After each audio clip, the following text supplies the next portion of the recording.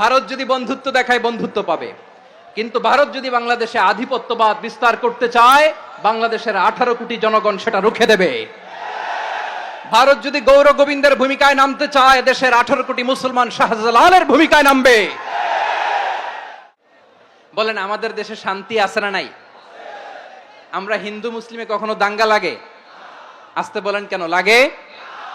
ওদের পূজা পর্বণে আমাদের মাদ্রাসার ছেলেরা যে পাহারা দেয়, চিল্লায় বলেন ঠিক কিনা? আমাদের তাফসির মাহফিলের সময় ওরা ডিস্টার্ব করে, ঢোল বাজায় না। ওদের পূজা পর্বণের সময় আমাদের তাফসির মাহফিলের ডেট হলে আমরা চেঞ্জ করে দেই। সুবহানাল্লাহ, কি সাম্প্রদায়িক সম্প্রীতির রোল মডেল।